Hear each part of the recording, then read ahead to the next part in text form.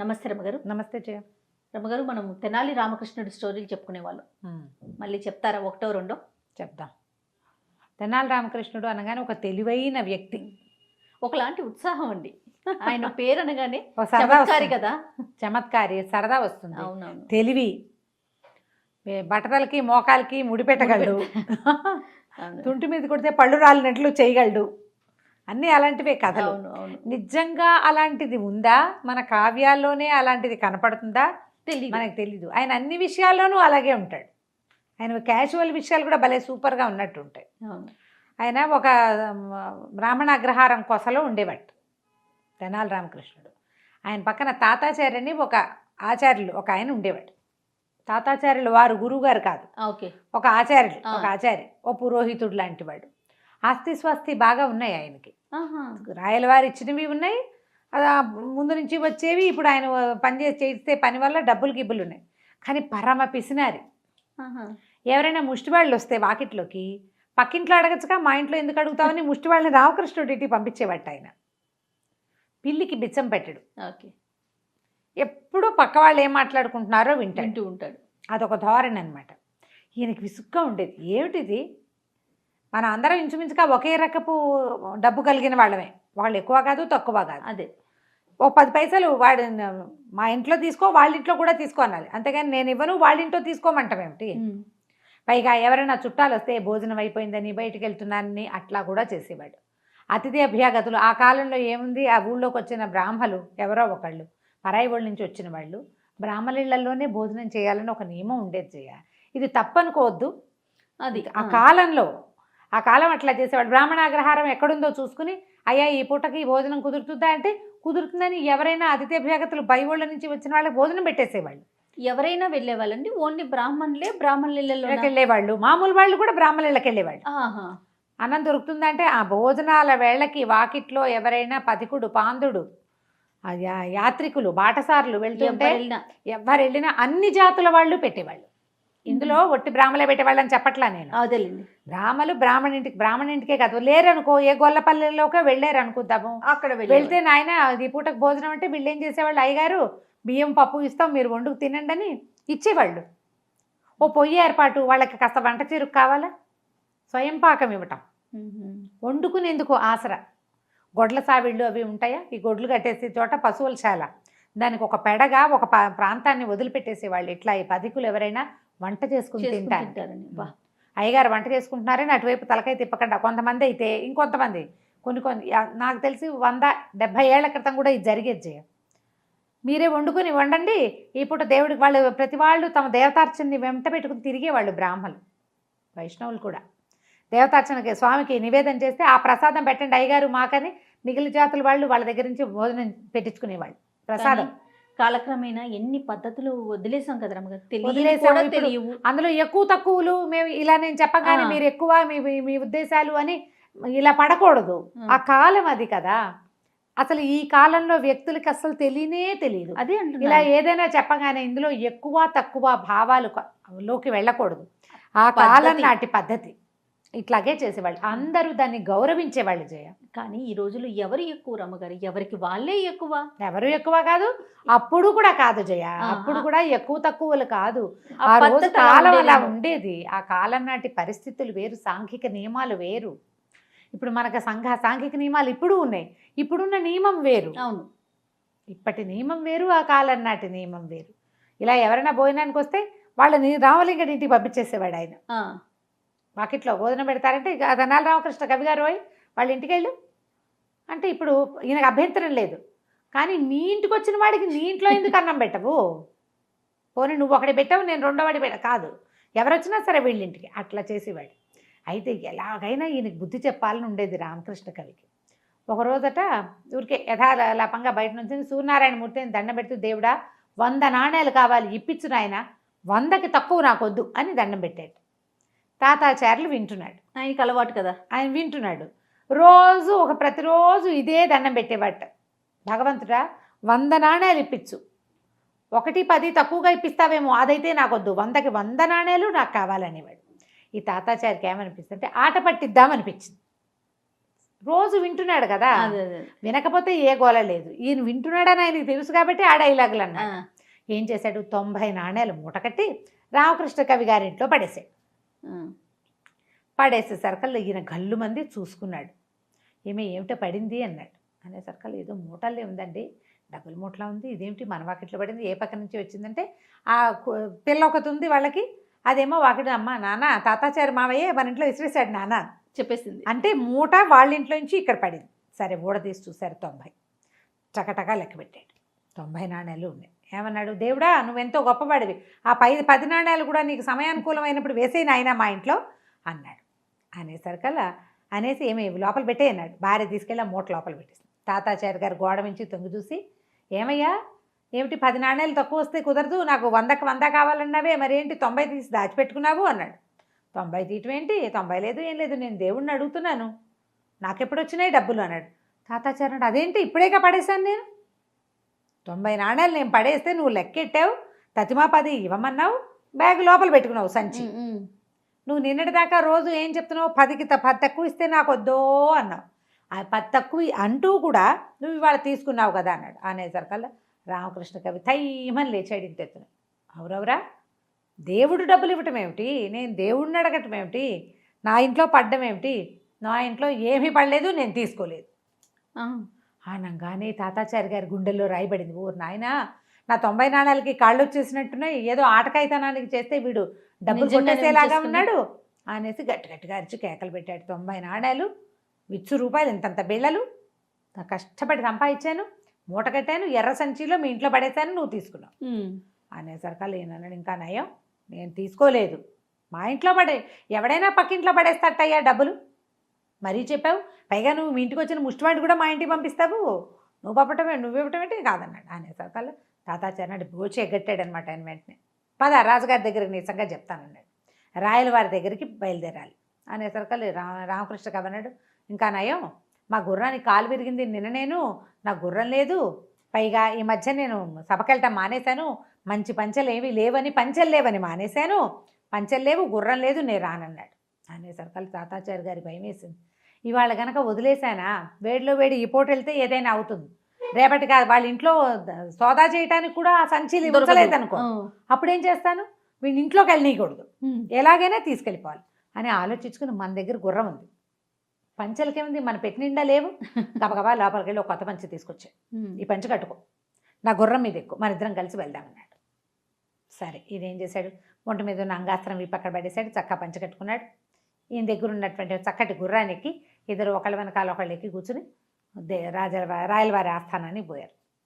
తాతాచారి గారు అంపకంపాలతోటి అరుచుకుంటూ, ఈయన రోజు ప్రార్థించేవాడండి, 100కి 10కి తక్కువగా ఇస్తే కుదరదనేవాడు, 10కి తక్కువ ఇస్తే ఏం చేస్తాడో చూద్దామని నేను పడేశాను, 90 తీసుకున్నాడు, లెక్కెట్టాడు, తతిమా 10 ఇవ్వమన్నాడు,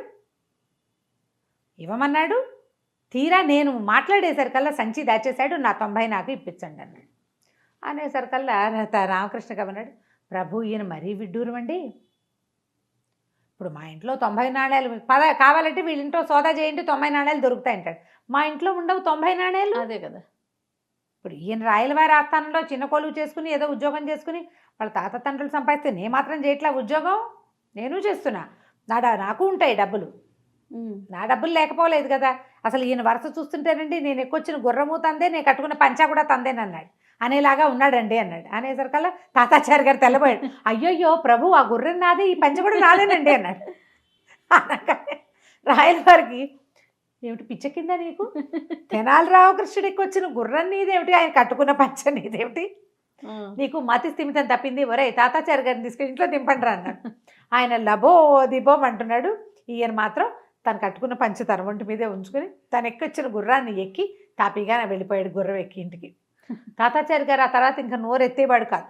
ఇప్పుడు నోరు తెరిచి రామకృష్ణ కవి మీద ఏదైనా అంటే రాజుగారు పోట్లాడతారు, నమ్మరు కదా ఎవరు, ఇక నమ్మరు కదా. ఇప్పుడు రామకృష్ణ కవి కట్టుకున్న పంచ ఎవరిది అంటే ఏం సమాధానం చెప్పాలి. ఇక ఆ తర్వాత ఎప్పుడు పిసినారితనానికి పోలేదు. తర్వాత కాలంలో కొద్ది రోజులు పోయాక వాళ్ళు ఏదో సమారాధన ఉంటే రామకృష్ణ కవి ఆ 90 నాణేలు తాంబూలంలో పెట్టి తాతాచారి గారికి ఇచ్చేసాడు. ఆయన డబ్బులు ఈయన ఉంచుకోలే, ఉంచుకుని మోసం చేయాలి, ఇతరుల సొమ్ము ఎందుకు, ఆ, ఆయనకి బుద్ధి రావడానికి చేశారనమాట. మా ఇంట్లో సమారాధన ఉంది, నువ్వు కూడా రా అని పిలిచి ఈయన మొహం మార్చుకున్నాడు. నేను రానంటే కుదరదు, నలుగురితో పాటు వెళ్ళాలి. అప్పుడు ఆ 90 నాణాలు తాంబూలంలో పెట్టి వెనక్కి ఇచ్చేసాడు అనమాట. తర్వాత ఆయన పిసినారితనం మానేశాడు. అందుకే తెనాలి రామకృష్ణ స్టోరీస్ అంత బాగుంటాయి, ఇంట్రెస్టింగ్గా ఉంటే మనకి చెప్పడం కూడా చేత కావాలి, అవునవును, బాగా రావాలి, మనకి చెప్పే విధానం కూడా ఉంటుంది, వస్తే ఇంట్రెస్టింగ్గా ఉంటుంది. చాలా బాగుంది. నమస్తే రమ్మగారు, నమస్తే జయ. చందమామ కథ ఒకటి చెప్తారా? పూర్వం అట కేరళ రాజ్యంలో రసార్ణవుడు అని ఒక ఆయుర్వేద వైద్యుడు ఉండేవాడట. ఆయన చాలా కాలం గురు శుశ్రూష చేసి ఎన్నో గ్రంథాలు చదివి చదివి వైద్యం చేసేవారు.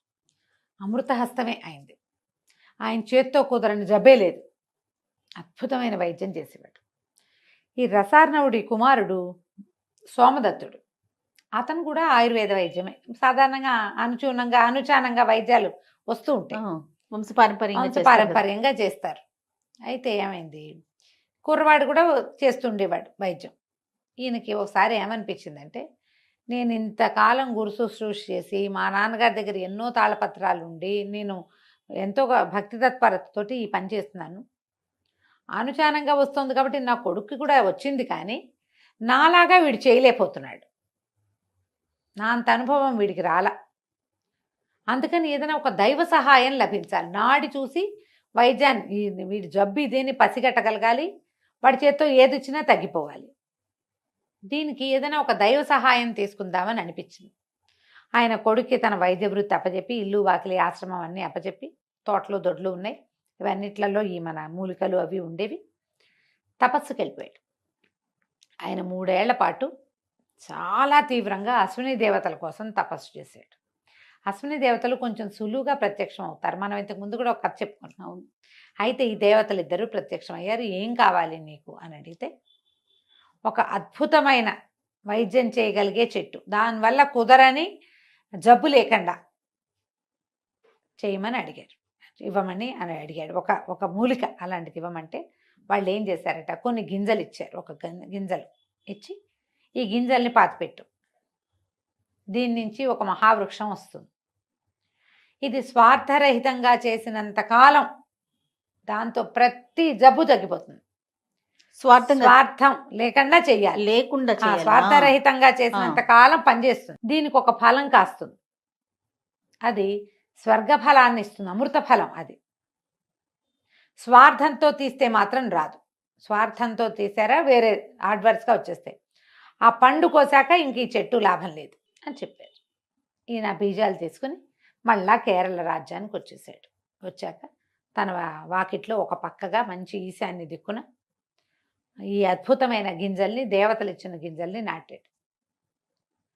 చూస్తూ ఉండగానే ఒక చెట్టు మొలిచింది. తక్కువ రోజులుండి అది మహావృక్షమైంది. దాని ఆకుతో తలనొప్పి, కడుపుల నొప్పి, వీపు నొప్పి, వేలు నొప్పి, పడింది గాయం, కాలిన గాయం అన్నీ నయమైపోయేవి. ఆకులు కోయటం, చూర్ణం చేయటం, ఇచ్చేయటం, రసం తీయటం, ఇచ్చేయటం, ఆకులు తీసి పుండు మీద వేస్తే మానిపోతుంది. దీనికి చిటారు కొమ్మన ఒక ఎర్రని అద్భుతమైన అంత ఫలం కాసింది. ఒకటే. వచ్చిన వాళ్ళందరికీ రసార్ణవుడు చెప్పేవాడు, అది విషఫలం, ఆ కండు కోయకూడదు. ఈ ఆకులు కూడా తండ్రి కొడుకే పనిచేస్తాయి, వీళ్ళే కోస్తారు, వాళ్ళకే కదా అది వచ్చింది. అవును. చక్కగా వైద్యం చేసేవాళ్ళు. జరిగింది కొంతకాలం జరిగాక రసార్ణవుడు పెద్దవాడైపోయాడు. ఆయన మరణించే సమయంలో కొడుకుని దగ్గర పిలిచాడు. నాయన, విషఫలం అని చెప్పే కానీ అది విషఫలం కాదురా, అది అమృత ఫలం. ఓహో, ఈ చెట్టు ఆకులు నువ్వు స్వార్థం లేనన్నాళ్ళు నీకు పనిచేస్తాయి, స్వార్థం నీ బుద్ధిలోకి వచ్చిందా ఈ ఆకులు పనిచేయి అంటే కొడుకు అన్నాడు. సోమదత్తుడు ఆతృతగా, నాన్న నువ్వు అమృత ఫలం అంటున్నావు, చచ్చిపోయేందుకు సిద్ధంగా ఉన్నావు, ఆ పండు కోసి నువ్వు తీసుకుంటే నువ్వు బతుకుతావు, మన కోసమే కదా అశ్విని దేవతలు ఇచ్చింది అంటే ఆయన చెప్పాడు, కాదురా నాయన, ఆ పండు కోసామా ఇక ఈ చెట్టు పనిచేయదు. ఓహో, ఈ చెట్టే మన జీవనం, ఈ చెట్టు వల్లే అందరికీ జబ్బులు తగ్గుతున్నాయి, ఈ చెట్టే మన ప్రఖ్యాతి, స్వార్థం రాకుండా చూసుకో, పండు మాత్రం కోయొద్దు. బాగుంది. సోమదత్తుడు ఎంతకాలమో వైద్యం చేస్తూ ఉండేవాడు. వచ్చిన వాళ్ళంతా అడిగేవాళ్ళు, మా నాన్నగారు అది విషఫలం అన్నారు, ఆ పండు ఉంటేనే ఈ చెట్టుకు బలం, కానీ అది కోయకూడదు, ఏదో చెప్పేవాడు. ఎవరు దాని జోలికి వెళ్ళే వాళ్ళు కదా. ఈ డాక్టర్ దగ్గరికి వచ్చే వాళ్ళంతా జబ్బులు మారి వాళ్లే కదా. వేరే యావగేషన్స్ తోటి ఎవడు రాడు అక్కడికి. అంతేగా. కొత్త కొత్త ఐడియాలతో రారు. ప్రతి వాళ్ళు వైద్యం కోసమే వస్తారు. డాక్టర్ల దగ్గరికి వచ్చేందుకు పిచ్చి వేషాలు వేయడానికి వస్తున్నారంటే ఎవరైనా వాళ్ళు మనుషులుగా ఉండడానికి కూడా పనికిరారు. అంతే. డాక్టర్ దగ్గరికి వైద్యం కోసమే వెళ్ళాలి. అయితే ఏమైంది, కొంతకాలం గడిచాక ఆ ఊరి రాజ్యం తాలూకు రాజుగారికి విపరీతమైన కడుపులో నొప్పి. ఎన్ని మందులు వాడారో తగ్గల. రకరకాల మందులు వేసుకుని ఆయన కడుపులో మంటలు పుట్టేవి, పిసుకు పుట్టేసేది. ఇంతలో ఎవరో చెప్పారు, రసార్ణవుడి కుమారుడైన సోమదత్తుడు అద్భుతమైన మూలికా వైద్యం చేస్తాడని, అతను చెయ్యి పడితే తగ్గిపోతుంది. ఆయన వెళ్దామనుకున్నాడు. ఆయన బతికేలాగా లేడు ఆ నొప్పితోటి, ఆ ఉదరసూలతో. కూతురు నాన్న ఏమైపోతాడోనని రాకుమార్తె అయినటువంటి మణిమాల కూడా నేను కూడా వస్తాను నాన్న అని అడిగింది. సరే మణిమాలని వెంబడి పెట్టుకొచ్చాడు. వచ్చేసి వీళ్ళ ఊర్లో బస చేశాడు. కబురు చేశారు. ఈయనకి అప్పటికే తెలిసింది రాజుగారు ఎంత డెస్పరేట్గా ఉన్నాడంటే తన నొప్పి తగ్గిస్తే రాజ్యమైనా ఇచ్చేసేలాగా ఉన్నాడు. ఇదొకటి. రెండో భర్త కూతుర్ని వెంట పెట్టుకొచ్చాడు. 20 సంవత్సరాల అమ్మాయి, ఎంత అందగత్తో, ఒక్కతే పిల్ల. ఆ పిల్లని చేసుకున్న వాడికే రాజ్యం వస్తుంది. ఈ సోమదత్తుడు నడి వయసు వచ్చేదాకా ఇతనికి స్వార్థం రాల, కానీ ఇప్పుడు వచ్చింది. ఇప్పటిదాకా ప్రతి వాళ్ళు ఏదో తృణమో పణమో పట్టుకొచ్చిస్తే వీళ్ళు హాయిగా గడిచిపోయేది, హాయిగా ఉండేవాళ్ళు. రాజకుమార్తె రాజ్యము రెండిటి మీద మనసైంది అతనికి. ఎవరిని చూడ్డానికి వెళ్ళినా 4 ఆకులు చేత్తో పుచ్చుకుని వెళ్ళేవాడు. ఒంటి మీద దద్దుర్లంటే ఆకులతో రాస్తే పోతుంది. కడుపులో నొప్పంటే ఇంత పొడి ఇంత దంచి వేస్తే పోతుంది. ఆకులు లేకుండా ఎప్పుడు వెళ్ళేవాడు కాదు. మొట్టమొదటిసారి ఆకులు తీసుకురాకుండా వెళ్ళాడు రాజుగారి దగ్గరికి.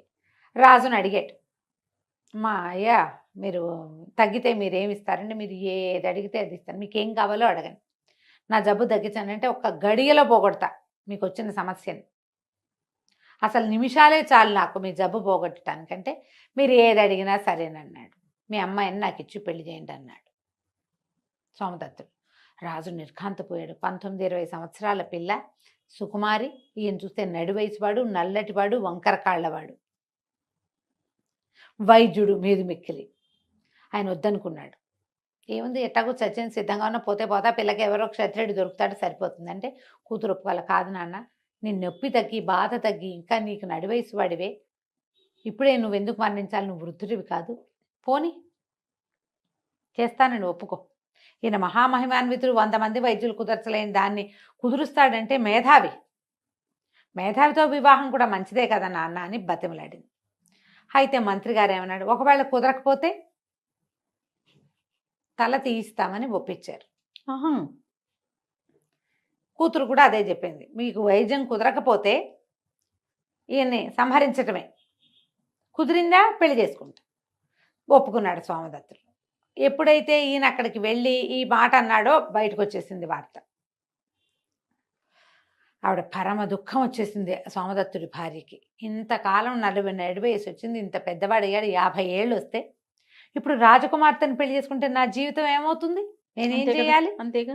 అలాగే కదా ఆలోచన వస్తుంది జయ. మరి ఆడవాళ్ళ జీవితం ఏమవుతుంది ఈ కాలం అంటే? మరి ఏమైనా 50 ఏళ్ళు వచ్చాక పెళ్లి చేసుకుంటున్నారేమో. పాతకాలాల్లో ఏం చేసుకునేవాళ్ళు? భర్త ఇంకొక స్త్రీతో ఉంటే ఈ భార్యల పరిస్థితి ఏంటి? ఆవిడ పరమ దుఃఖం వచ్చేసింది ఆవిడకి. సరే ఈయన ఇంటికి వెళ్ళి చెట్టు నుంచి 4 ఆకులు కోసుకొని చెట్టుకో దండం పెట్టి రాజుగారి దగ్గరికి వెళ్ళాడు. ఆయనకి ఏం తెలుసు అంటే, ఏదైనా సరే ఆకులతో రాస్తే పుళ్ళు మాంతాయి, దెబ్బలు మాంతాయి, కాలిన గాయాలు మాంతాయి, వాపులు తగ్గిపోతాయి. ఎంత లావు పుండైనా అందులో పురుగుంటే పురుగుడు బయటపడిపోవాల్సిందే. లోపలికి ఇస్తే కడుపులో నొప్పి, ఎంత లావు నొప్పి అయినా, తలనొప్పి అయినా, వీపు నొప్పి అయినా, ఏ నొప్పి అయినా తగ్గిపోవాల్సిందే. ఆకులు కల్మంలో వేసి నూరించాడు. ఆయనకి ఇంత రసం తీసి ఇచ్చాడు. రసం తీసి ఇచ్చిన 5వ నిమిషానికి డాక్టర్కి రాజుగారు కింద పడి దొర్లిగింతలు పెట్టడం మొదలుపెట్టాడు. కడుపులో మండిపోతోంది, విపరీతమైన నొప్పి, ఈ బాధ భరించలేకుండా ఉన్నానంటే అందరూ నిర్ఘాంతపోయారు. ఈ సోమదత్తుడు వెనకాల చాలామంది వచ్చారు. వాళ్ళందరికీ తెలుసు సోమదత్తుడి చేత్తో, ఎడం చేత్తో ఆకురసం ఇచ్చినా తగ్గిపోవటమే. రాజు ఎందుకు అలా అయిపోయాడో తెలియలా. సోమదత్తుడు కూడా అర్థం కాల. ఇప్పటిదాకా ఎప్పుడు తన తండ్రి ఆ గింజలు తెచ్చిన రోజు నుంచి ఈ రోజు దాకా ఈ 30 సంవత్సరాలు 30 సంవత్సరాలు ఆయన ఫెయిల్ అయిందే లేదు. వీళ్ళు ఏమన్నారు, ఏమిటి రాజా వైద్యశేఖర కత్తికి రెడీగా ఉన్నారా అని అడిగితే నన్ను ఒక్కసారి ఇంటికి వెళ్ళి చూసి రానివ్వండి అన్నాడు. నేను ఇంటికి వెళ్ళేసరికి చెట్టు బోసిగా ఉంది, ఆ కాయ లేదు. విషఫలం కదా అది. ఇంట్లోకి వెళ్ళాడు దుఃఖంతో. అయిపోయింది. ఎందుకంటే ఎప్పుడైతే ఆ చెట్టు కాయ కోయబడిందో ఈ ఆకులకి మహత్యం తగ్గిపోయింది. మహత్తు ఈ ఆకులు రాజుగారికి ఇస్తే రాజుగారికి ఏం పని చేయలే. ఆకుల వల్ల చెట్ల మందు వల్ల కడుపులో మంట వచ్చింది ఆయనకి. ఇప్పుడు ఏం చేయటం? లోపలికి వెళ్ళేసరికి అలా బాకెట్లో ఎక్కించి గుమ్మంలో కడుగు పెడతారు. కాగితం కనపడింది. కాగితంలో రాసింది, మీ జీవితానికి నేను అడ్డంకి కాదల్చలేదు. రాజకుమార్తెను పెండ్లాడి హాయిగా ఉండండి. విషఫలం తిని మరణిస్తున్నాను అని రాసింది. ఈ విషఫలం ఎవరు కోసారు? భార్య కోసింది. ఈయనేమో స్వార్థంతో మందిచ్చాడు. ముందే స్వార్థంతో మంది ఇచ్చినందుకు అక్కడ పని చేయలే. ఫలం కోయబడింది, ఇంకా ఎప్పటికీ ఆ మందు ఆ చెట్టు పనిచేయదు. అంతేగా. 2 విధాలా నష్టపోయాడు. ఇటు భార్యను కోల్పోయాడు. పరమ దుఃఖంతో నెత్తి మీద చేతులు పెట్టుకున్నాడు. భటులు వచ్చేసారు. నువ్వు ఇంకేదైనా వైద్యం చేస్తావా, చంపేయమన్నావా అని లాక్కుపోయారు. లేకపోతే రాజుగారు గోడును విలపిస్తున్నాడు. నొప్పి రాకుమార్తె ఏడ్చేస్తుంది. మంత్రివర్యులంతా నెత్తి మీద చేతులు పెట్టుకుని ఉన్నారు. ఈయనకి కత్తి తెగటార్చటానికి నుంచునుంటే ఆకాశంలో నుంచి ఒక అశరీరవాణి వినపడింది, నా భర్తని క్షమించండి, అతను మొత్తం జీవితంలో మొట్టమొదటిసారి స్వార్థానికి లోనయ్యి ఈ పొరపాటు చేశాడు అని ఆకాశం నుంచి ఒక మూలిక కింద పడింది. ఈ మూలిక రసం తీసి రాజుగారికి ఇవ్వండి, రాజు స్వస్థుడవుతాడు, నా భర్తని శిక్షించకండి అని మాయమైపోయింది. ఆ మూలిక రంగరించి సోమదత్తుడే ఇచ్చాడు ఆయనకి. మూలిక వేసుకున్న కాసేపటికి రాజుగారికి కొత్త మంట పాత నొప్పి 2 పోయినాయి. స్వస్థుడైపోయాడు. ఆయన రాజకుమార్తెను తీసుకెళ్ళిపోయాడు. సోమదత్తుడు ఇంకా జీవితంలో వైద్యం చేయలే. విషఫలం అంటే అదేదో విషం కాదు, స్వార్థమే విషం అంతే. నువ్వు ఎప్పుడైతే సెల్ఫిష్గా మారేవో అయిపోయింది అంతే. కదా. కంచికి మనం ఇంటికి. చాలా చాలా బాగుంది. నమస్తే రమ్య. నమస్తే జయ. నమస్తే జయ. ఏదైనా మంచి స్టోరీ చెప్పండి రమ్య గారు. సాధారణంగా మనం చదువుకున్న వాళ్ళు, జ్ఞానం కలిగి ఉన్న వాళ్ళ ప్రత్యేకతే వేరుగా చెప్పుకుంటాం. Knowledgeable people. నాలెడ్జ్ ఎక్కడి నుంచి వచ్చేస్తుంది? సహజంగానే కొంచెం ఐక్యూ ఉన్నవాళ్ళు ఉంటారు, చురుగ్గా తెలివిగా యాక్టివ్గా ఉంటే చదువు వాళ్ళకి వాళ్ళ ఐక్యూని బాగా పెంపొందిస్తుంది. అప్పుడు వాళ్ళకి రకరకాల విషయాలు తెలుసుకునే అవకాశం లభిస్తుంది. ఒట్టి ఐక్యూ ఉన్నవాడు కొన్ని చోట్ల రాణిస్తాడు. అవును. కానీ వాడికి చదువుతోటి ఆ ఐక్యూని పదును పెడితే వాళ్ళు ఇంకా అద్భుతంగా రాణిస్తారు. దాన్ని ప్రూవ్ చేసే ఒక కథ. పిల్లలకి, నువ్వు తెలివిగల పిల్లలు, నువ్వు తెలివైన వాడివి, చదువుకుంటే ఇంకా రాణింపుకొస్తావని చెప్పాలి. చదువుకుంటే నీకు చాలా రకాల విజ్ఞానాలు వస్తాయి. నువ్వు ఒక తెలివి ఒకటే కాదు, చురుగ్గా ఉంటారు చూడు కొంతమంది పిల్లలు. అసలు ఇవాళ రేపు ఈ జనరేషన్లో చురుకుతనం లేని పిల్లలు లేరమ్మా. అవునండి. అతి చురుకు. అవును. ఏం చేసుకోవాలో తెలియదు ఆ మొత్తాన్ని. అలాంటి వాళ్ళే ఉంటున్నారు. అవును. పిల్లలు చదవకుండా ఉంటే చదువు ఎలాంటి ఫలితాన్ని ఇస్తుందో ఈ కథ చెప్పచ్చు. బాగుంది, మంచి కథ. పూర్వం ఒక అగ్రహారంలో ఒక ఆయన ఉండేవారు, 2 మగపిల్లలు. ఆయన చాలా పేదవాళ్ళు వాళ్ళు. అయితే ఏదో చిన్న వృత్తి వాళ్ళది, పౌరోహిత్యం లాంటివి నేర్పించుకున్నారు. 2వ పిల్లడు భలే తెలివిగా ఉండేవాడు. ఆయనకి ఏమనిపించింది, పెద్దవాడు ఎట్లాగో మన ఇంటి పనులు, ఇంటి వ్యవహారము, మన క్లయింట్స్ ఎవరున్నారో వాళ్ళని మన ఊరు వరకు చూసుకుంటాడు. చిన్న ఊర్లో ఎంత డబ్బు వస్తుంది, ఎంత పేరు వస్తుంది, మనం ఉన్న ఊళ్ళో ఏదో భుక్తి గడుస్తుంది, అంతే. మర్యాదకు లోటు లేకుండా ఉంటుంది. కానీ పిల్లాడు చాలా తెలివిగా ఉన్నాడు. వీడిని పెద్ద చెరువులో ప్రవేశపెట్టాలి, పెద్ద చోట. అందుకు ఈ పిల్లవాడికి ఏదైనా చదువు చెప్పించాలని అనుకున్నాడు. కొద్దిగా కొంచెం వయసు వచ్చాక ఏం చెప్పాడంటే, నాయన నిన్ను తీసుకెళ్ళి ఎక్కడైనా పెట్టే ఓపిక లేదు నాకు. నోట్లో 4 ముక్కలు వచ్చు, దారిన పోతూ నలుగురికి 4 మంచి మాటలు చెప్తూ గురువుని వెతుక్కో, చదువుకో నువ్వు అని చెప్పాడు. ఆ కాలం ఏంటంటే ఈ పిల్లల్ని రోడ్డు మీద పంపిస్తే ఎటాగండి అని అనే కాలం కాదు. అదేలే. బ్రాహ్మణులకి భోజనం పెట్టేవాళ్ళు, అవకాశాలు లభించేవి. కొంచెం బ్రాహ్మణ గుర్రాలు వెళ్తే అయ్యగారు వంట చేసుకోండి అని సామాన్లు ఇచ్చేసేవాళ్ళు. వంట చేసి తిని 2 పూట్ల ఆ ఊళ్ళో ఆగి మళ్ళీ వెళ్ళిపోవచ్చు. అప్పుడు అసలు ఫెసిలిటీస్ కావాలన్న గోలే లేదు జయ. అవునండి. పంచలో ఒక చిన్న పంచ వరండా ఉంటే వరండాలో కాస్త పొయ్యి పెట్టుకుని, ఒక గిన్నె మట్టి కుండ ఉంటే కుండతో అన్నం వండేసుకుని, కాస్త ఒక కూర చేసుకుని, కూర అన్నం వాళ్ళు మజ్జిగ ఇస్తే మజ్జిగ పోసు తింటే ఆ రోజుకి వెళ్ళిపోయింది. రాత్రికి పాలు పళ్ళు కూడా చాలు, అంత అన్నం తినేసేవారు. పంచలో ఒక చాప పడుచుకుని పడుకుంటే పడుకుంటాము, మనకు మళ్ళీ దుప్పట్లు కావాలి, రగులు కావాలి, గోలు కావాలి, ఏమీ లేవు. ఏసీలు, ఫ్యాన్లు అసలు లేవు. పిల్లోలు కూడా క్యారీ చేస్తారు తెలుసా రమ్మగారు, ఉమ్. అదే పిల్లో మీద నిద్ర పట్టిద్దని. నా పిల్లోనే కావాలి, నా అంతే. బొంతే కావాలి, మా రగ్గే కావాలి, బోల్డన్ ఉన్నాయి ఇప్పుడు. అవును. అప్పుడు జీవితాలు అట్లా ఉండేవి కాదు. ఒక విద్యార్థి 15-16 సంవత్సరాల వాడు రోడ్డు మీదకి పోయాడు ఇట్లా ఉమ్. కట్టు బట్టలతోటి ఉమ్. చదువుకోవటానికి. చదువుని వెతుక్కుంటూ వెళ్ళాడు. వెళ్ళగా వెళ్ళగా వెళ్ళగా ఒక అగ్రహారానికి చేరాడు. కాకపోతే ముందు రోజు ఎక్కడ ఆహారం లభించలే. అటగే ఎక్కడో మంచినీళ్ళు చెరువులో నీళ్ళు తాగి నడుచుకుంటూ వచ్చాడు. ఈ అగ్రహారంలోకి వచ్చేసరికల్లా ఆ పూట మంచి ఎండగా ఉంది. పిల్లాడు ఎంత 16-17 ఏళ్ల వాడు. కొంచెం త్రాణ వచ్చేసింది వాడికి. దాహం వేసి సొమ్మసిల్లి పడిపోయాడు. పడిపోయేసరికల్లా ఏ ఇంటి వాకిట్లో అతను పడిపోయాడో ఆ ఇంట్లో ఉన్న ఆయన గురువుగారు లోపల నుంచి బయటకు వచ్చారు. ఎవరో ఒక గురువు ఆ ఇల్లు అయింది. ఆయన బయటకు వచ్చి అయ్యో ఎవరో పిల్లాడు పడిపోయాడు, మన వాళ్ళ పిల్లాడు అల్లేని ఉన్నాడని లేవదీసి వీడి చెవులకు చిన్న కుట్లు ఉన్నాయి, మళ్ళీ యజ్ఞోపవీతం ఉంది, పంచధావతి బట్టలు చూస్తే కూడా తెలిసేది కదా ఆ కాలం. తీసుకొచ్చి లోపల కూర్చోబెట్టి కాసిన మంచినీళ్ళు ఇచ్చి మజ్జిగిచ్చి అన్నం పెట్టారు. పెట్టి ఏ ఊరబ్బా, ఏం గోత్రం ఏమిటి, మీరు ఏ ఊరు అని కనుక్కున్నారు. అన్ని వివరాలు చెప్పాక గురువు కోసం వెతుకుంటూ బయలుదేరానండి. 3-4 అగ్రహారాలు చూశాను. అందరూ మీ పేరే చెప్పారు. మిమ్మల్నే వెతుకుంటూ వచ్చాను. ఇక్కడికి వచ్చేసరికల్లా మీ ఇల్లు గుర్తు తెలియలా, ఈ లోపల నాకు నిద్రాన్ని వచ్చేసింది అన్నాడు. అంటే ఆయన సంతోషించి అబ్బాయి ఇక్కడే ఉండు, నేను చదివిస్తా నిన్నని చెప్పి అట్టె పెట్టుకున్నారు. ఆ కాలం అలాంటిది. ఆ పిల్లాడు గురువుగారు శుశ్రూష చేస్తూ గురువమ్మ గారికి ఏవో ఆ పనులు ఈ పనులు చేసి పెడుతూ వాళ్ళ ఇంట్లోనే అన్నం తింటూ 4-5 సంవత్సరాల పాటు చక్కగా చదువుకున్నాడు శాస్త్రజ్ఞానం అంతా. ఆయన ఏమన్నాడు, నువ్వు అన్ని విద్యలు నేర్చుకోవాలి, ఒక కోయరాజు దగ్గరికి పంపిస్తా, వాడు నీకు కొత్త విద్యలు నేర్పిస్తాడు అంటే సరేనన్నాడు. కోయరాజు దగ్గర అక్కడ తిండు ఇతను, పళ్ళు తేనె తీసుకుంటాడు వాళ్ళ దగ్గర నుంచి, అన్నం వండుకుని తినాలి. ఓకే. ఎలాగో గురువుగారి ఇంట్లో అలవాటే, వాళ్ళ ఇంట్లో కూడా వాడికి అలవాటే పాపం అబ్బాయికి. ఏం పేరు, జయదేవుడు అబ్బాయి పేరు. అక్కడి నుంచి ఆ కోయరాజు దగ్గరికి వెళ్తే కోయరాజు బాణాలు వేయటం, కత్తులు తిప్పటంతో పాటుగా దొంగతనం చేయటం, చోర విద్య, దాంట్లో మెలకువలు కూడా నేర్పించాడు. అతని దగ్గర ఉన్న విద్యలు నేర్పమన్నారు. నేర్చుకున్నాడు. నేర్చుకున్నాక సరే స్వగ్రామానికి బయలుదేరాడు. అవన్నీ ఎక్కడో ఊళ్ళు వెళ్తుంటే సరే ఒక ఊర్లో ఆగాడు.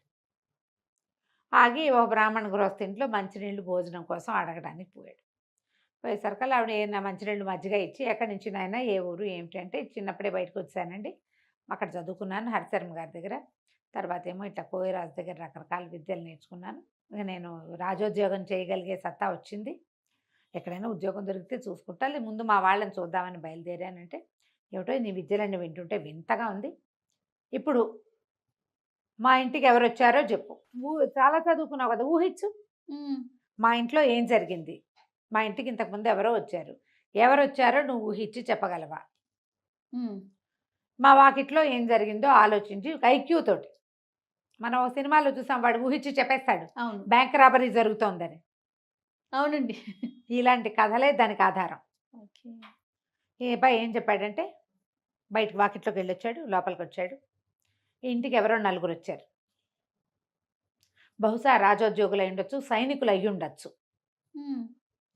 తర్వాత ఈ రోడ్డు మీద ఒకడు నడిచి వెళ్ళాడు, వాడి నెత్తి మీద ఒక బొగ్గల బస్తా ఉంది. ఏం బస్తా? బొగ్గల బస్తా ఉంటే ఆయన ఆశ్చర్యపోయాడు. ఊరిని భలే కనిపెట్టాబోయ్, నిజంగానే మా ఇంటికి సైనికులు వచ్చారు, 4 సైనికులు వచ్చారు. దేవాలయం దగ్గర ఒక మణి పోయింది, ఆ మణిని వెతుక్కుంటూ వచ్చారు, ఒక్కొక్క ఇంట్లోనూ వాళ్ళు వాకప్ చేసుకుంటూ వెళ్తున్నారు. నువ్వు భలే కనిపెట్టావు, అసలు ఆ మణి ఎట్టా పోయిందో, ఎవరి దగ్గర ఉందో నువ్వు కనిపెట్టగలవేమో, ప్రయత్నం చేయి, రాజుగారి దగ్గర నీకు ఉద్యోగం వేయించే పూచి నాది, చక్కగా మీ నాన్నని తాన్నయ్యని కూడా ఈ ఊరే తెచ్చుకోవచ్చు, ఈ ఊళ్ళో బ్రాహ్మణికానికి ఏం కొదవలేదు, మీ నాన్న అన్నయ్య వాళ్ళ పని వాళ్ళు చేసుకుంటారు, నీతోటే ఉంటారు హాయిగా, కనిపెట్టు, మణి ఎక్కడ పోయింది, ఎలా పోయింది, ఎవరు తీసుకొచ్చారు, ఎవరు తీసుకున్నారంటే సరేనన్నాడు. ఈ అబ్బాయి వెళ్ళి దిగి అక్కడి నుంచి వెళ్ళిపోయాడు, వాళ్ళ ఇంటి నుంచి బయటకు వచ్చేసాడు. ముందు దేవాలయం దాకా నడిచి వెళ్ళాడు, దేవాలయం దగ్గర నుంచి నడుచుకుంటూ వచ్చాడు. ఏ గృహస్థ అయితే ఇతనికి మంచినీళ్ళు ఇచ్చి ఉద్యోగం ఇప్పిస్తానన్నాడో వాళ్ళ ఇల్లు దాటి ఇంకా 9-10 ఇళ్ల తర్వాత ఒక కంసాలి ఇల్లు, కంసాలి ఇంటి దాకా వెళ్ళాడు. అక్కడి నుంచి కంసాలి ఇంట్లోకి వెళ్ళాడు, లోపలికి వెళ్ళి బంగారము ఈ రోజుల్లో రేట్ ఎంత ఉంది, ఏదైనా వస్తువు చేయడానికి అతను ఎంత తీసుకుంటాడు, ఇవన్నీ మాట్లాడుకున్నాడు. కాసేపు మాట్లాడుకున్నాక మళ్ళీ బ్రాహ్మణుడి ఇంటికి వచ్చేసాడు. వస్తువు దొరికేస్తుందండి, నా భోజనం పెట్టించండి, నేను రాజోద్యోగులను తీసుకెళ్తాను అన్నాడు. ఆయన ఆశ్చర్యపోయాడు. భోజనం పెట్టారు. భోజనం వేళ అయినప్పుడు తినాలి కదా మరి. అన్నం తినేశాక మీరు రాజోద్యోగులను పిలిపించండి, సైనికుల్ని, దొంగ దొరికాడు మనకు అన్నాడు. అనేసరికి సరే 4 సైనికుల్ని గుడి దగ్గర ఉన్న వాళ్ళని కేకేసుకురమ్మని కుర్రాన్ని పంపించాడు ఆయన. పాలేరు వెళ్ళి సైనికుల్ని పిలిచాడు. మా అయ్యగారు ఏదో చెప్తామని రమ్మన్నారంటే 4 సైనికులు వచ్చారు. వస్తే వీళ్ళు వాళ్ళు మాట్లాడుకున్నారు. జయదేవుడు అన్నాడు, దీని తర్వాత 9 ఏళ్ళ తర్వాత కంసాలి ఉంది కదా, కంసాలేనండి దొంగ అన్నాడు. ఈ రాజోద్యోగులు వీళ్ళు సైనికులు అన్నారు, అటగాదు బాబు, అందరి ఇల్లు సోదా చేసాం, ఇప్పుడు నువ్వున్న ఇల్లు సోదా చేసినట్టే కంసాలి ఇల్లు కూడా సోదా చేసాము, వాళ్ళ ఇంట్లో ఎక్కడా కనపడలేదు, అన్ని పెట్లు గిట్లు అన్నీ చూసాం అనేసరికి నాతో పదండి నేను చూపిస్తా అన్నాడు. ఈ బ్రాహ్మణ ఏ ఇల్లు అయితే ఆశ్రయం ఇచ్చారు ఇంట్లో వాళ్ళు కూడా బయలుదేరారు. సరే అందరూ కలిసి లోపలికి వెళ్ళారు. అతను అన్నాడు, అదేంటండి మా ఇల్లు సోదా చేశారు కదా, నేను అటువంటి వాడిని కాను, అలాంటి వాడిని కాను నేను అనేసరికి ఇతను అన్నాడు, ఈ కంసాళ్ళు వీళ్ళ పద్ధతి ఏంటంటే పెట్టెల్లో బేడల్లో బంగారాన్ని కానీ వస్తువులు కానీ దాచరు వీళ్ళు, దొరికేస్తాయని. ఇప్పుడు కంసాల ఇంట్లో ఎప్పుడు బంగారం ఉంటుంది, దొంగలు పడరు. వాళ్ళు ఏం చేస్తారంటే చిన్న చిన్న గోడకి కంతల్లో పెట్టి మూస్తారు. కొత్తగా అలిగిన గోడ ఎక్కడుందో వెతకండి ముందన్నాడు. మట్టి గోడ అది. ఇప్పుడు రోజు అలకరు కదా, కొన్ని చోట్ల ఇట్లా ప్యాచ్లు కనపడతాయి, ఆ ప్యాచ్ ఉన్న చోట తడి ముట్టుకుని చూసి ఇదిగో తడిగా ఉంది ఇక్కడే అంటే అక్కడ తవ్వేసరికి కదా దాన్ని ఇట్లా కొట్టేసరికి మణి బయటపడింది. వాళ్ళు ఆశ్చర్యపోయారు, ఈ బ్రాహ్మణ ఆయన ఆశ్చర్యపోయాడు, ఆ గృహస్థు కూడా. మణి తీసుకున్నారు, కంసాలని పట్టేశారు. పట్టేశాక బయటకు వచ్చాక ఆయన అడిగాడు, ఎట కనిపెట్టావయ్యా అని. దాందేముందండి, దేవాలయం దగ్గర మణిపోయింది, దేవాలయం దగ్గర ఎక్కడ మణిపోయిందని మీ వాళ్ళు చెప్తున్నారు, మణి మిస్ అయిందని. అక్కడ ఒక చిటికెడు బొగ్గుపొడి రాలి ఉంది, ఆ తర్వాత దారంతా బొగ్గుపొడి రాలింది. ప్రతి చోట వాడు బ్యాగులోంచి రాలుతూ ఉందంటే ఆ దారిని వెళ్తున్నాడు. తర్వాత ఎక్కడైతే బొగ్గుపొడి రాలి ఉందో అక్కడ అడుగులు నిదానంగా వేసినట్టు, మధ్యలో ఒక్క అడుగు వెనక్కి వేసినట్టు కనపడుతుంది. తను ఎవరైనా వెంబడిస్తున్నారేమోనని వెనక్కి తిరుగు చూశాడు ఆ బొగ్గులు బస్తా పట్టుకున్నవాడు.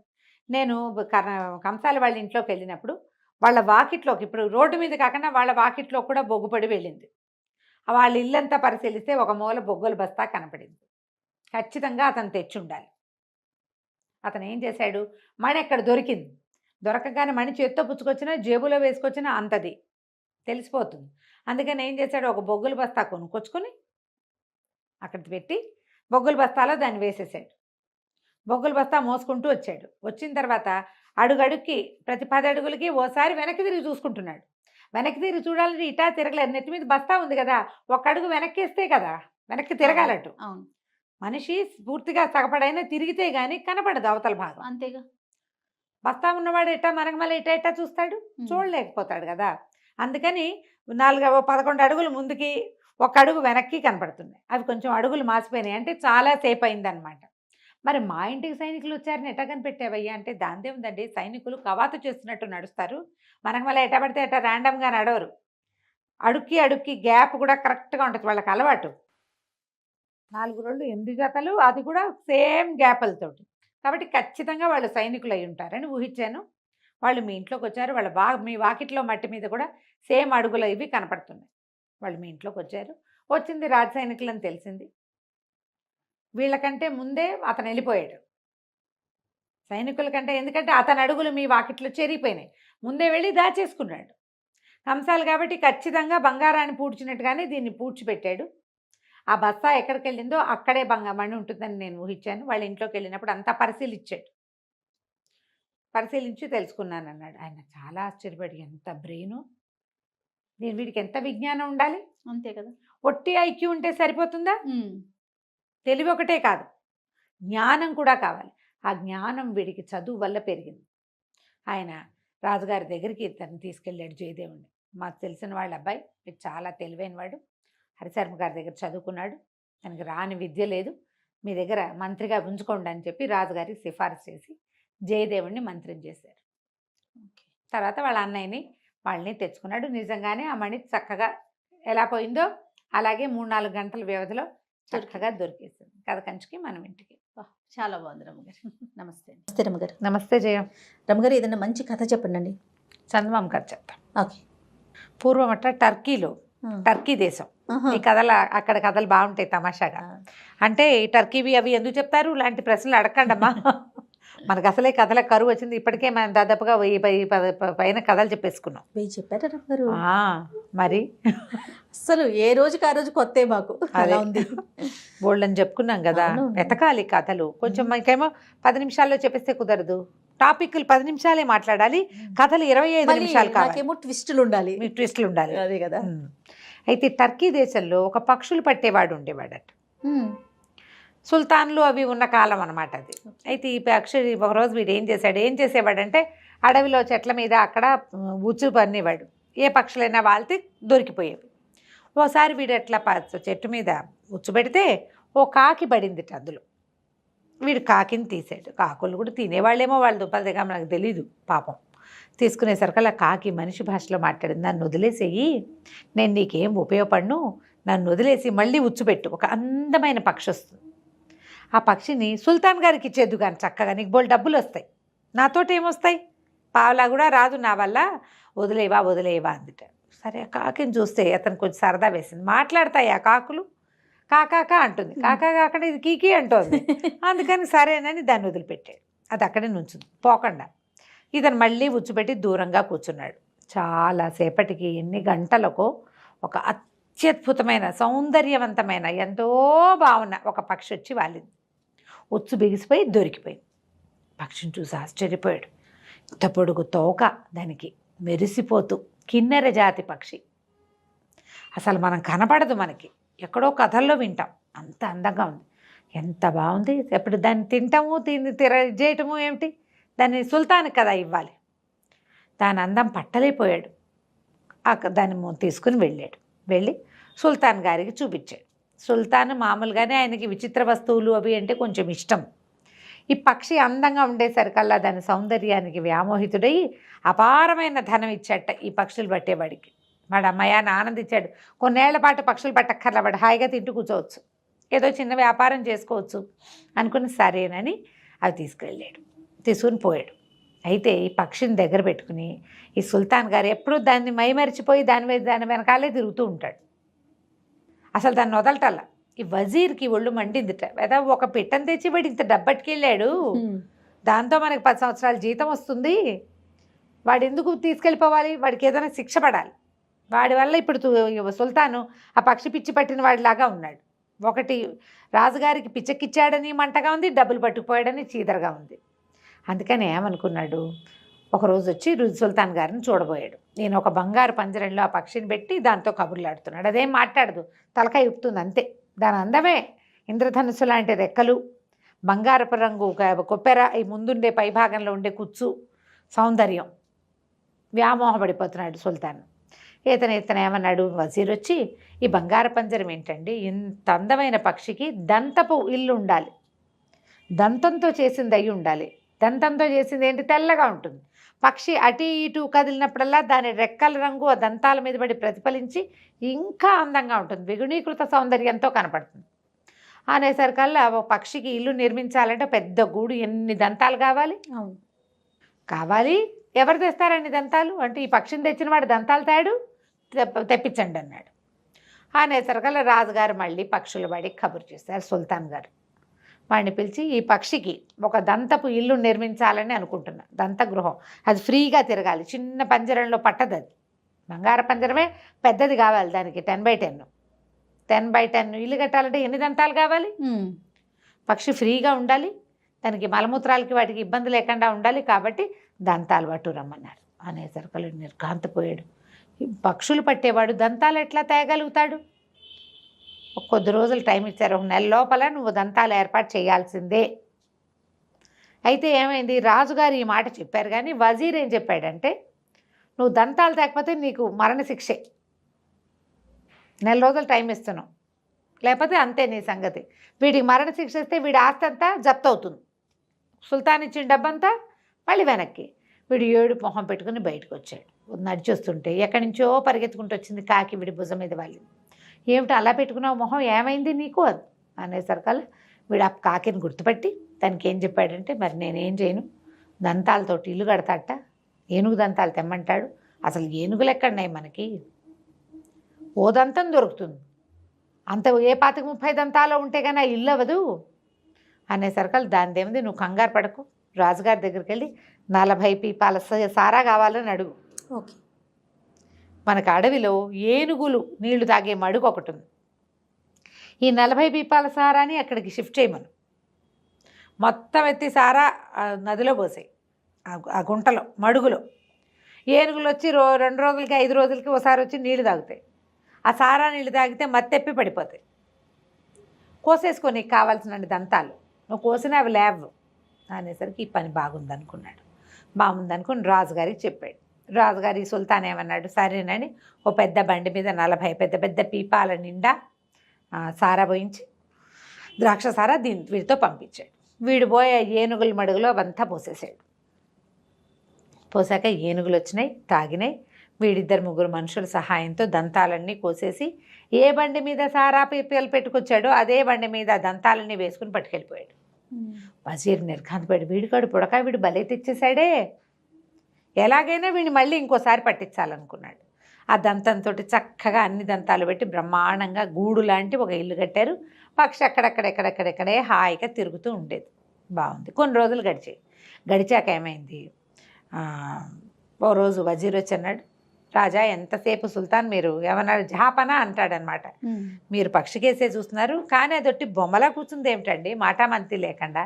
పక్షి అంటే పాటలు పాడద్దు, ఈ కిన్నెర జాతి పక్షులు మరీ పాటలు పాడాలి, ఇది పాడదు పెట్టదు, ఇది అందంగా పాడాలి కదండి అంటే, ఏమో దీనికి పాటలు రావండి అన్నాడు సుల్తాన్.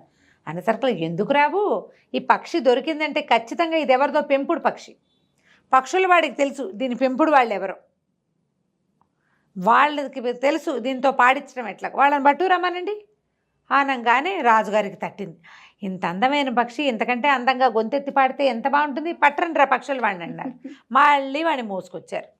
వాడన్నాడు, లబో దిబోమన్నాడు, నేను అడవిలో పెట్టానండి ఉచ్చు, అది వచ్చి అక్కడ పడింది, నాకు తెలీదు దాన్ని, అది పెంపకం పక్షి అని కూడా నాకు తెలీదు, అది కుయ్యమనలేదండి, ఊరికే అందంగా కళ్ళు మెటకరిస్తుంది, అటు ఇటు తిరుగుతుంది తప్ప నాకు కనపడలేదండి అంటే ఒప్పుకోలే రాజు. దీన్ని పాడించాలి, దీన్ని పెంపకందారులు ఎవరో చూసి పట్టరా వెతకబోయ్ అన్నాడు. వీడు కాళ్ళు ఏడ్చుకుంటూ వజీర్ దగ్గరకు వచ్చాడు. వజీర్ అన్నాడు, 40 రోజుల లోపల దీని ఓనర్ని తీసుకొచ్చి దీన్ని పాడించకపోతే నీకు మృత్యువు తప్పదు, నీ ఆస్తి జప్తు చేయక తప్పదు. రెండోసారి దంతాలు తెచ్చినప్పుడు రాజుగారు 3 ఇచ్చాడు డబ్బులు, వాళ్ళ డబ్బంతా పెట్టి కూర్చున్నాడు. సంతోషం ఏది వాడి బతుక్కి పాపం. సరే మళ్ళీ బిక్కమొహం వేసుకుని బయటకు వచ్చాడు. కాకి కనపడింది. కనపడేసరికల్లా నువ్వు ఎందుకు ఏడుస్తావు, ఓనర్సే కదా, నేను చెప్తా, ఓ పని చెయ్యి, రాజుగారి దగ్గర ఒక విహార నౌక ఉంది, అందులో లోపలే ఆ విహార నౌకలోనే ఒక ఉద్యానవనం లాంటిది, ఒక పార్క్ లాంటిది, ఒక స్నానఘట్టం, స్నానగృహం అన్నీ ఉన్నాయి. రాజుగారి విహార నౌకలో వెళ్తే అలా కొన్ని రోజుల పాటు తిరుగుతాడు, లోపలే ఎంజాయ్ చేయడానికి వీలుగా అన్నీ ఉంటాయి ఆయనకి. అది ఇచ్చి దాని నిండా బానిసల్ని దాసీలను ఇచ్చి నీకు ఇవ్వమని అడుగు, ఓనర్స్ని తీసుకొస్తానని చెప్పంటే రాజుగారు ఒప్పుకున్నాడు. ఒప్పుకున్న పెద్ద విహార నౌక, ఆ విహార నౌక దాంట్లో 30-40 మంది దాసీలు, అది నడపడానికి సైనికులు అన్నీ పుచ్చుకుని బయలుదేరితే ఈ కాకి ఏం చెప్పిందంటే దీంతో పాటు బయలుదేరు, అట్లా ముందుకెళ్ళు, లోపలికి బాగా సముద్రంలో ముందుకెళ్ళాక ఒక అందమైన ద్వీపం వస్తుంది.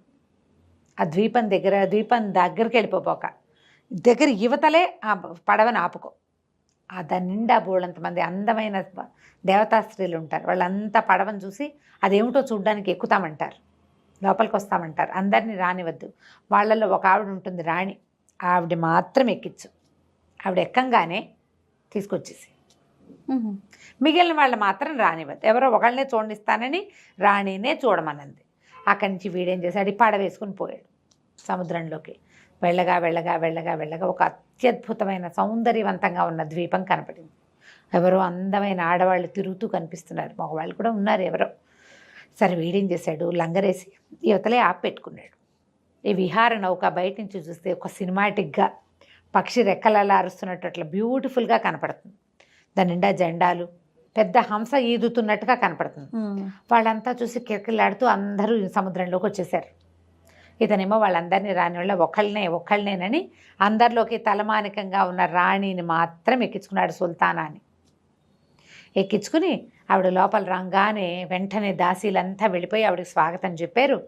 ఎన్ని రకాల పదార్థాలు రుచి చూపించారు. లోపలికి తీసుకెళ్లారు. కిందంతా తోట, సముద్రంలో ఒక చోట తోట ఉంటుందని ఎట్లా ఊహిస్తారు? అవును. ఆ తోటంతా చూస్తూ మైమరిచిపోయింది ఆవిడ. అక్కడి నుంచి మీరు అలసిపోయారు రండని ఘట్టంలోకి తీసుకెళ్ళి స్నానం చేయించడం మొదలుపెట్టారు. వాళ్ళకి తెలియదు అది. ఈ స్నానశాలలో బోళ్ళంతసేపు ఇవిడికి నలుగు పెట్టి రకరకాల నూనెలు రాసి మెరుగులు పెట్టి స్నానం అయ్యే లోపల కదిలించండి రా పడవ అని పడవ కదిలించుకొచ్చేసారు. స్నానం పానం అన్నీ బయటకు వచ్చేసరికి ఆవిడ పైకి చూసేసరికి అలా ఏముంది, సముద్రానికి తమ ద్వీపం కనిపించట్లా ఎక్కడో ఉంది. భయపడిపోయింది ఆవిడ, ఏడ్చేయటం మొదలుపెట్టింది. అప్పుడు ఈ కుర్రాడు ఏం చేశాడు, పక్షులు వాడు, మీరేం భయపడకండి, ఒక ముఖ్యమైన పని మీద మిమ్మల్ని తీసుకెళ్తున్నాను, నా పని అయిపోగానే మళ్ళీ తీసుకొచ్చి మీ ఇంటి దగ్గర దిగబెట్టేస్తా, హాయిగా విశ్రాంతి తీసుకోండి, వీళ్ళంతా ఉన్నారు మంచిగా గానా బజానా చేస్తారు, చక్కగా తోటలో తిరగండి, హాయిగా తినండి, స్నానం చేయండి, రెస్ట్ తీసుకోండి అని బతిలాడుకున్నాడు. సరే 3 రోజులు ప్రయాణం చేశారు. 4 రోజులు మొత్తానికి మళ్ళీ ఊర్లోకి వచ్చారు. టర్కీ దేశానికి వచ్చారు. ఈవిని దింపేసరికల్లా జనాలంతా ఆవిడ సౌందర్యానికి ముగ్ధులైపోయారు. అక్కడి నుంచి రాజసభలోకి తీసుకెళ్తే రాజుగారు ఉన్న దగ్గరే ఆ పక్షి ఉండేటువంటి గూడు. ఈవిడిట లోపలికి వచ్చింది. ఆ పక్షి కూ అని కూయటం మొదలుపెట్టింది. ఎంత అందంగా పాడుతోందో. రాజు మైమరిచిపోయాడు దాని పాటకి. ఈ ఎదురుగుండా వచ్చిన ఆవిడ సౌందర్యానికి అయితే కుదేలైపోయాడు. ఆవిడ దాని దగ్గర కూర్చోబెట్టుకున్నాడు. ఆ పక్షి తెగ పాడింది. ఈవిడని ఆవిడకి రాజోపచారాలన్నీ చేయించాడు. నాతో ఉండిపోమని అడిగాడు. ఆవిడ ఒప్పుకుంది. ఆవిడే ఉండిపోయింది ఇక్కడే ఈయనతోటి. సుల్తానా, ఆయన సుల్తాన్, ఈవిడ సుల్తానా. ఆ పక్షి నిరంతరము పాడుతూ ఆవిడకి ఆనందం కలిగించేది. ఆవిడ స్నానాలు చేస్తూ పానాలు చేస్తూ పళ్ళు గిళ్ళు తింటూ హ్యాపీగా ఈయనతోటి గడిపింది కొంతకాలం. కొన్నాళ్ళు అయ్యాక ఆవిడకి ఏదో జబ్బు చేసింది సుల్తానాకి. ఇక ఎన్ని వైద్యాలు చేసినా కుదరలా, ఏం చేసినా అవ్వలేదు. అవపోయేసరికల్లా సరే వాళ్ళేమన్నారు, వజీర్కి ఏం చేయాలో తెలియటల్లా. దాన్ని పంపిస్తే పక్షి కోసం చూస్తే దంతపు గ్రహం వచ్చింది, దానికోసం చూస్తే ఈవిడొచ్చింది. రాజుగారు మైమరిచిపోయాడు. ఈ కుర్రాన్ని ముంచెత్తేసాడు డబ్బులో. ఈవిడేమో రాజుగారిని ఇంకా కొంచెం మైమరిపించేలాగా చేసేసింది. ఇప్పుడు జబ్బు. అక్కడి నుంచి వాళ్ళు ఏమన్నారు, ఈ కుర్రాన్ని మళ్ళీ పిలిచారు. పిలిచేసరికల్లా ఈవిడికి వైద్యం చేయించాలంటే ఏం చేయాలి? అప్పుడు కాకింది, నువ్వు భయపడద్దు, ఈవిడికి ఒక ఔషధి కావాలి. వీళ్ళు ఏంటంటే అక్కడ ఉండే దేవతా స్త్రీలు వాళ్ళు ప్రతి నెల ఒక ఆహారం ప్రత్యేకంగా తీసుకుంటారు, ఒక ఔషధం తీసుకుంటారు, దానివల్ల ఆరోగ్యంగా ఉంటారు. ఇక్కడ అది లభించలేదు. 6 నెలలు అయ్యేసరికల్లా ఆవిడకి జబ్బు చేసేసింది. పద మళ్ళీ ఈసారి విహార నౌక తీసుకో మళ్ళీ అని చెప్పింది. మళ్ళీ విహార నౌక తీసుకుని ఆవిడ ఇంటికి బయలుదేరి వెళ్ళాడు. ఆవిడ రాను ఇక్కడే ఉంటానంది. ఈయనతో ఉండటానికి ఇష్టపడింది ఆవిడ. విహార నౌక తీసుకెళ్తే అంతకుముందు ఇంతమంది స్త్రీలంతా పరిగెత్తుకుంటూ వచ్చారు. ఇప్పుడు ఒక్కడు రాల, ఎవరు రాల. ఈయనే దిగెళ్ళాడు. అబ్బాయి ఏం చేస్తాడు మరి? అంతకుముందు సముద్రంలో ఆపుకుంటే ఇంతమంది వచ్చారు, 100 మంది, ఒక్కళ్ళు రాలేదు. దూరంగా ఎవరెవరో కనపడుతున్నారు కానీ ఎవరు వీడికేసి చూడటం. వీడు దిగి వెళ్తే పెద్ద కోటలాగా ఉంది, బంగారంతో చేసినట్టు మెరిసిపోతుంది కోట అంతా. పువ్వులు ఇవి తోటలు గీటలు బ్రహ్మాండంగా ఉంది, ద్రాక్ష తోటలు, పువ్వుల తోటలు. వాళ్ళకి ఆ పువ్వులు ఏం చేయాలో తెలీదు, ఆ ద్రాక్ష ఏం చేయాలో తెలీదు. దగ్గరికి వెళ్ళేసరికల్లా ఒక కోట వాకిట్లో 2 పెద్ద పెద్ద సింహాలు ఉన్నాయి, చెండ సింహాలు. వీడిని చూడంగానే గర్జించడం మొదలుపెట్టాయి. అవి దూకేలాగా ఉన్నాయి మీద. ఇంతలో ఎక్కడి నుంచి వచ్చిందో కాకి వీడి భుజం మీద వాలింది. భయపడుకు, నువ్వు నా ఈక ఒకటి పీక్కో.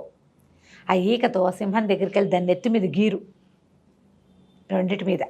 దీని మీద గీరు, ఇది ఊరుకుంటుంది, దాని మీద గీరు, అది అవి నిన్నేం చెయ్యవు. కోట తలుపులు తోసుకొని లోపలికి వెళ్ళు, వాళ్ళు ఆ మంది ఇస్తారు, తీసుకొద్దు కానీ అనేసరికల్లా వీడు ఏం చేశాడు, కాకి ఈకని ఇట్లా ఆడిస్తూ వెళ్ళేసరికల్లా సింహం గర్జిస్తుంది కానీ దూకట్లా, ఊరుకుంది. దగ్గరికి వెళ్ళి ఆ సింహాన్ని నెత్తి మీద దాని జూలు ఉంటుందిగా ఇట్లా, ఆ జూల్లో గీరేసరికల్లా అది ఇట్లా చమ్మగా కళ్ళు మూసుకుంది. రెండో సింహాన్ని కూడా గీరాడు, మాట్లాడకుండా ఊరుకుని తలుపు దోసుకొని లోపలికి వెళ్ళాడు. ఇంతమంది గుంపుగా ఆడవాళ్ళంతా వచ్చారు. మా సుల్తానాన్ని తీసుకుపోయావు, నువ్వు ఇప్పుడు మళ్ళీ వచ్చావు, ఏం చేయడానికి వచ్చావు అని. వీడేం చెప్పంటే, నేనేం చేయడానికి రాలేదు, మాకు ఒక పక్షి దొరికింది, నీ కథ అంతా చెప్పాడు. చెప్పి ఆవిడ అందుకు తీసుకెళ్ళాను. ఆవిడ అక్కడే ఉండటానికి ఇష్టపడుతుంది, ఆవిడకి ఒంట్లో బాగుండలేదు, మందు కోసం వచ్చాను, ఔషధం తీసుకురమ్మని పంపించింది ఆవిడ, నన్ను వెళ్ళమంది అన్నాడు. అనేసరికల్లా సరే వాళ్ళు ఏం చేశారు, ఒక కుప్పేరు తీసి మందు ఇచ్చారు. అది పుచ్చుకొని బయలుదేరాడు. వెనక్కి వచ్చాడు. వెనక్కి వచ్చేసరికల్లా వెళ్ళాడు సుల్తానా దగ్గరికి వెళ్ళాడు. వెళ్ళేసరికల్లా ఏమైంది, ఆ సుల్తానాకి ఆ మంది ఇచ్చేసరికల్లా ఆవిడ ఇట్లా నోట్లో పోసుకోగానే లేచి కూర్చుంది. వస్తే నువ్వేంటే, బద్దకప్పు మొహదానా అని తిట్టింది. తిట్టేసరి ఎవరిని తిడుతోంది అనుకున్నారు, ఈ కుర్రాడి భుజం మీద వాలిన కాకిని. తిట్టేసరికల్లా అతను అన్నాడు, ఈ కాకే సహాయం చేసిందండి నాకు అన్నాడు. నాకెందుకు తెలీదు, నాకు తెలుసు, ఈ కుర్రాడికి ప్రాణాల మీదకి వచ్చిన ప్రతిసారి వీడిని కాపాడుతున్నావు కదా, ఇప్పుడు నాకు అర్థమైంది, బద్ధకం తగ్గించుకుంటే అసలు ఈ బతికే వచ్చేది కాదు నీకు అంది. అనేసరికల్ రాజు సుల్తాన్ ఆశ్చర్యపోయాడు, ఏమిటి కాకి మనకి ఏం సంబంధం అంటే, ఈ కాకి నా దాసి, పనిచేసేది కాదు, మహాబద్ధకస్తురాలు, అందుకని దీన్ని కాకి అయిపోమని చెప్పించాను, అది కాకి అయిపోయి ఆ తిరుగుతుండేది ఆగమ్మ కాకి, ఈ కుర్రాడికి దొరుకుంటుంది, వాడు అందానికి మోహించి వాడు వెనకాల పడి తిరుగుతోంది అని చెప్పింది. చెప్పంగానే ఆ కాకి అందమైన అమ్మాయిగా మారిపోయింది. ఆ కాకి ఏమిటి, దాసిది. ఆ ద్వీపంలో ఉండలేక కాకి రూపంతో ఇటు వచ్చింది. ఈ కుర్రాడు కనపడ్డాడు, వీడితో ఫ్రెండ్షిప్ చేసింది, వీడికి ఒకటి ఒకటి ఒకటి వనగూర్చింది, క్రమంగా తన రూపం మార్చుకునే అవకాశాన్ని పొందిందనమాట. సరే, ఆ అబ్బాయికి అమ్మాయికి పెళ్లి చేసేసింది ఈవిడ, తన దాసి పిల్లకి, ఈ పక్షులు పట్టే కుర్రాడికి. ఆ తర్వాత రాజుగారి సేవలోనే ఉండిపోయాడు. అయితే రాజుకు అర్థమైంది, తమ వజీరు కావాలని కుర్రాడిని ఇరికించడానికి వాడిని ఇట్లా ఇట్లా బెదిరించి ఈ పనులు చేయించాడని తెలుసుకుని వజీర్ దుష్టబుద్ధిని కనిపెట్టి వజీర్నేమో ఊరి బయటికి పంపించేశాడు.